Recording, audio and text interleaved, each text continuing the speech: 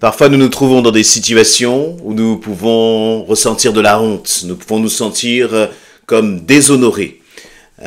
Et à cause du regard peut-être de la société sur ton état, sur ta situation, ça peut être dans le cadre d'un couple, une maman, pas une maman, une femme, une épouse qui est stérile, un époux qui est stérile. Et on peut avoir là comme les regards des autres braqués sur nous. Tu peux sentir comme l'accusation, la critique, la honte même parfois. Ça peut être dans le cadre du célibat. Dans le cadre de ton célibat, eh bien, il peut y avoir des remarques acerbes, des remarques blessantes, même toujours parfois des remarques qui ne sont pas forcément voulues, mais le regard des autres peut être pesant sur nos vies.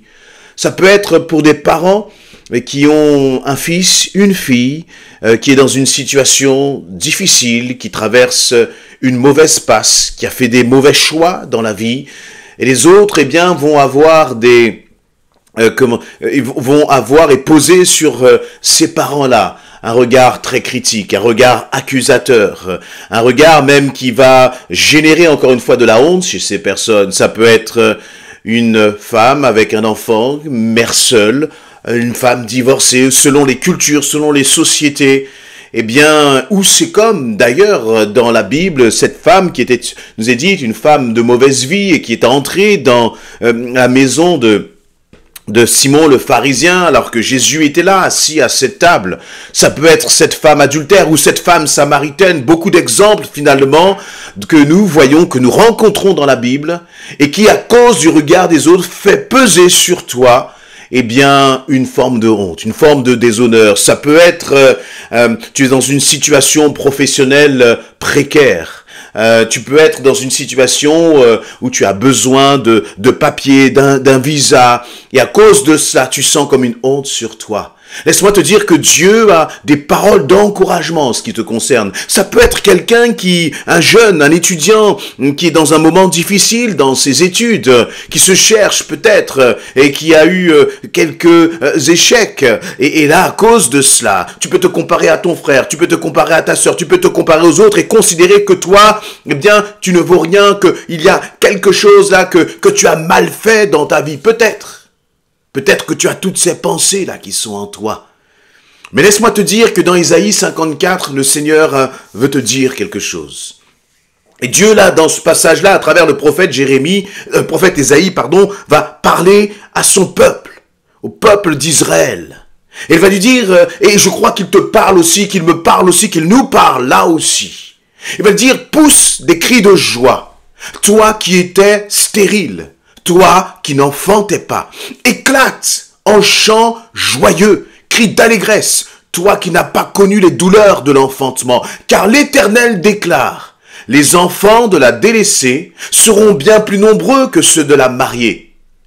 C'est pourquoi élargis l'espace de ta tente. Déploie largement les toiles qui t'abritent. Ne les ménage pas. Allonge les cordages. Assure tes piquets, car tu te répandras sur ta droite et ta gauche, et ta postérité conquérera des nations et peuplera des villes devenues solitaires. Verset 4. Ne sois pas effrayé, car tu ne seras plus honteuse. Et ne sois pas confuse, car tu n'auras plus à rougir. Tu oublieras la honte de ton adolescence, et tu ne te souviendras plus du déshonneur de ton veuvage, car celui qui t'a faite, c'est ton époux. Il a pour nom le Seigneur des armées célestes. Celui qui te délivre, c'est le Saint d'Israël, celui que l'on appelle le Dieu du monde entier. L'Éternel te rappelle, comme un époux rappelle la femme abandonnée, à l'esprit accablé. La compagne de la jeunesse qui l'aurait répudié. C'est ce que déclare ton Dieu. Je vais passer au verset 17 sur la fin de ce chapitre d'Ésaïe 54. Toute arme fabriquée pour te faire du mal, c'est la version du semeur, n'atteindra pas son but. Et tu pourras confondre tous tes accusateurs en jugement. Car tel est l'apanage des serviteurs de l'Éternel, et c'est ainsi que je leur fais justice, l'Éternel le déclare. Quelle parole merveilleuse d'encouragement! Dieu va parler à Jérusalem, il va parler à Israël en la comparant à une épouse qui est stérile et une épouse finalement donc qui connaît la honte, c'est ce qu'il va dire. Il va dire ne sois pas effrayée au verset 4, ne sois pas honteuse, ne sois pas confuse, tu n'auras plus à rougir. Et je crois que quel que soit ce que tu peux traverser, quelle que soit la honte qu'il y a peut-être dans ton cœur, la honte d'un échec passé, la honte d'une situation actuelle, réalise que le Seigneur te sortira de ce déshonneur, réalise que le Seigneur te sortira de cette honte. Et il va dire à son peuple, il va dire à ses enfants, et il te dit aussi, pousse des cris de joie, toi qui étais stérile. Derrière ce mot stérile, tu peux mettre ta honte, tu peux mettre ce qui pèse sur ton cœur. Et le Seigneur te dit, pousse des cris de joie, éclate en chant joyeux, crie d'allégresse. Toi qui n'as pas connu les douleurs de l'enfantement, c'est-à-dire toi qui étais stérile, tu peux aujourd'hui éclater de joie, tu peux crier d'allégresse. Pourquoi? Eh bien parce que moi, l'Éternel, je déclare que, eh bien, je prends soin de toi, que je ne t'ai pas abandonné. Et Dieu va commencer donc à parler. Il va demander à Jérusalem d'activer sa foi en lui disant « élargis l'espace de ta tente ».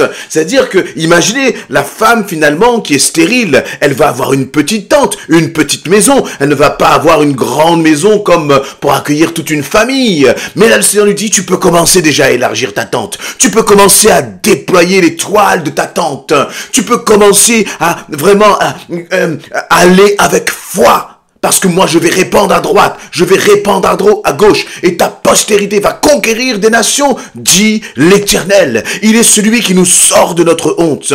Il dit, il est celui qui nous sort de la confusion. Et je veux que tu puisses le croire vraiment pour ta vie. Pour ta vie, saisis-le pour toi. Tu peux faire confiance au Seigneur. Mais attention, cette parole s'applique sous condition, comme toutes les promesses que Dieu fait.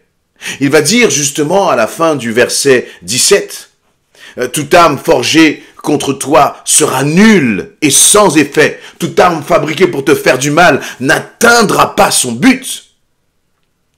Car tel est l'apanage des serviteurs de l'Éternel. » Dieu est en train de te dire, dans ta honte, dans ce qui est pour toi comme un déshonneur, ne te révolte pas. N'abandonne pas, ne baisse pas les bras, mais reste et demeure un serviteur, une servante de l'Éternel.